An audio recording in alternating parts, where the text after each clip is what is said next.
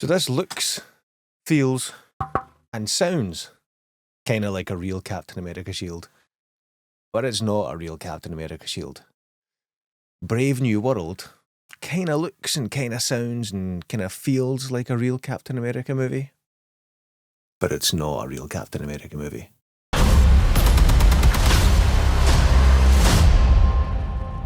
You want me? Come and get me! Post Endgame and post Falcon and the Winter TV show, Anthony Mackie's Sam Wilson, formerly known as the Falcon, is now the new Captain America. Not only that, but he's apparently patched things up with Thaddeus Ross, who was General Ross in The Incredible Hulk. He was Senator Ross in Civil War, Infinity War, Endgame, and the Black Widow movie. In those movies, played by William Hurt. In this movie, he is President Ross, and he's now played by Harrison Ford, sadly due to the passing of the actor William Hurt. Sam and his pal slash sidekick Joaquin, played by Danny Ramirez, reprising his role from the Falcon and the Winter Soldier TV show, are doing their thing. They are back working with the US government, with the military. They're going on missions. They are stopping the bad guys and trying to find the MacGuffin in order to stop X from happening so that Y can happen and so that Z cannot happen. They do that, they find the MacGuffin, they stop the bad guy, but things are feeling a little bit sus, so they investigate it a little bit further. Isaiah Bradley, the unheard and unknown Captain America, who is touched on in the Falcon TV show, is also in the mix. And off we go. That's the plot. I'm not going to go into too much more story beats and plot points for fear of spoilers, because I'm not sure how much was revealed in all of the trailers, but from the one or two trailers that I saw, there's quite a lot that could be spoilery. So we'll leave it there in terms of the story. There's a fair amount of assumed backstory knowledge in this. Understandable, given that it's the 35th movie in the MCU timeline, I believe. And while this isn't quite an Avengers movie, it is tied to the wider MCU in more ways than one. But more on that later. If you didn't catch the Falcon and the Winter Soldier TV show on Disney Plus from a few years ago, you will feel a little bit lost or a little bit reeling here. You might feel like you're just forced into accepting that Anthony Mackie / Falcon is now the new Captain America. The TV show had the luxury of 6, or I think maybe 8 episodes, so 6 to 8 hours of screen time, of story time for that transition to make more narrative sense. But if you're just going by the movies, the last time we saw Sam Wilson, I think, was at the end of Endgame when Steve gives him the shield. Cut to Brave New World, and Sam Wilson, is just here, fully Captain America-fied. And it does feel like it's forced down your throat a little bit, especially, as I said, if you've not seen the Falcon and the Winter Soldier TV show.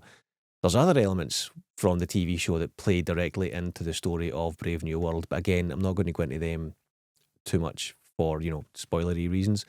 But yeah, it's advised to watch the Falcon and Winter TV show before you see this. At least that's what I would say.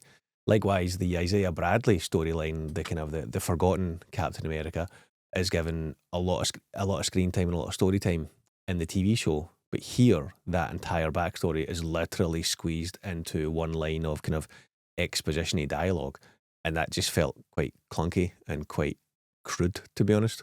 The elephant in the room. This is a Captain America movie without Steve Rogers / Chris Evans. His presence, both the character and the actor, I feel is sorely missed here. That's not to say that Mackie is bad in it, or that the Falcon character isn't a good and likeable character, but this is the first time he's really taken centre stage and promoting let's face it, a sidekick character, a B character, to the A-list. That's not an easy task. And it's a task that I think this movie just doesn't quite hit home. It doesn't quite nail the finish for that. Mackie just doesn't feel like a leading man in this, the actor and the character. And Mackie, I think, even said back in 2017, I'll see if I can find the clip, he talked about how Anthony Mackie isn't a movie star. The Falcon is a movie star. The evolution of the business has gone to, there are no movie stars anymore. Like Anthony Mackie isn't a movie star. The Falcon is a movie star. I don't think that's quite true.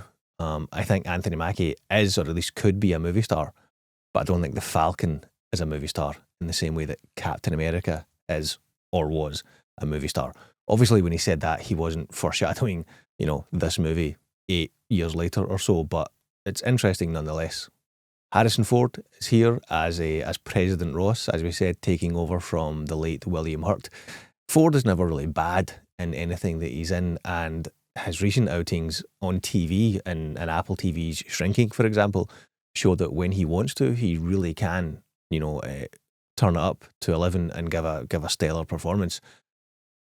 I wouldn't say he gives a stellar performance here, but, he does pretty good. Danny Ramirez reprising the role as Sam Wilson's pal / sidekick, Joaquin Torres, I think is the name. He's now the new Falcon to Sam Wilson's new Captain America. His character wasn't as annoying as I remember him being from the TV show, so that's pretty good. But again, he's just the sidekick character. He's the sidekick to a sidekick when the sidekick gets promoted. So, make of that what you will. Giancarlo Esposito is on hand as the bad guy, and while he does a good job, again, he's another actor who's never really bad in anything that he's in, but he's not really given that much to do. And if memory serves, I think his character was part of the reshoots. I don't know whether it was fully part of, his character was originated in the reshoots, or if it was just, boosted in the reshoots. But it does feel like his scenes are sliced out and, spliced in whenever they need his character to be doing what his character's doing. Yeah, felt a little bit discombobulated. There's a Secret Service / security character here played by Shira Haas, and well, she sticks out like a sore thumb, both the character and the actress, I'm sorry to say. Her character just doesn't make sense, and I don't think she gives a great performance.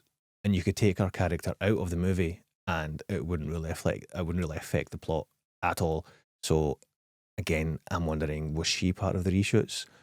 Yeah, didn't make sense. Script-wise, story-wise, it's a bit of a mesh of ideas. There's definitely some wider MCU plot points wedged in here, but ironically, they don't. I didn't mind that. In fact, whenever the wider MCU stuff was centre stage, that actually brought me into the movie more so than the standalone storyline of this movie. That might be because I'm a huge MCU fan in general, or maybe that highlights the weakness of the story, the standalone story in general here. The dialogue as well felt a bit meshed together. I think there's 5 or maybe 6 credited writers on this movie, so make of that what you will.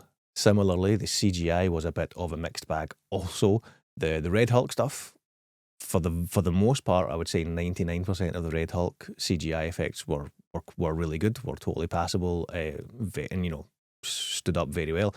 However, there was other seemingly more basic CGI shots that stood out as being quite bad and almost like TV budget level CGI. Things like basic green screen background plates and things like that. Characters, clearly in front of a green screen and not in the location. They really stood out like a sore thumb. Some of the flying and the wings, the wing effects of Cap and of the new Falcon, they stood out as being just not that great. They're not terrible, but for a Marvel movie, kind of expect them to be better. One element that I did like about the movie unequivocally was how connected it is to the wider MCU. There's multiple threads running through the movie, connecting it to multiple MCU entries, characters, plot points, story points, going all the way back to 2008's Incredible Hulk, back to Black Panther, back to the Eternals, to name but a few. So I really liked how it was linked to the overall MCU, how it linked to past entries, and very clearly, obviously, pointed towards future entries in the MCU. So I did actually like that element of the movie. If anything, Captain America Brave New World really feels more like a direct sequel to 2008's The Incredible Hulk, as opposed to a sequel to anything else.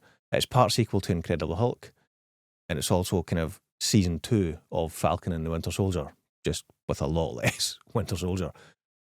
And I kind of feel like this would be more comfortable in its own skin if it was season 2 of the TV show rather than its own standalone big budget movie. I don't know why I'm putting big budgets in quotes. I'm assuming it is, a massive budget movie. But it didn't feel like a massive budget movie. It feels like they put the cart before the horse on this one. It feels like they set Sam up to be the new Captain America without really knowing where they were going to go long term. Other than, as previously mentioned, the Falcon and Winter Soldier TV show. If I'm being honest, the Falcon and the Winter Soldier TV show, which is 6 or 8 episodes, is a better MCU product than this movie. I'm a huge MCU fan. I like Anthony Mackie. I like Harrison Ford. I like the Red Hulk character. You can see him there. This should have been an easy win for me, but it's not. It's not the worst MCU movie, Marvel's, but it's definitely not the best, and it's probably not even in the top half. I would reckon, unofficial, rough, off the top of my head ranking, Captain America Brave New World would be in the bottom third of MCU movies. Yeah, which is quite disappointing, to be honest. I was expecting to like this more than I did. So, with a heavy heart, I'm going to give Captain America Brave New World 5 out of 10. Maybe 6 out of 10, 5 out of 10, 6 out of 10. I'm definitely not going to go 5.5, but let's settle on 5 out of 10. It just wasn't that great. Genuinely, the Falcon and Winter Soldier TV show is a better product than this. If you've not seen that, go and see that. So the post-Endgame MCU quality roller coaster continues. It's up and it's down, it's up and it's down. This one is down. Hopefully the next one, which is Thunderbolts, hopefully that will be up. Otherwise it'll be 2 downers in a row. That's us, folks. Thanks for watching. I'll catch you in the next video.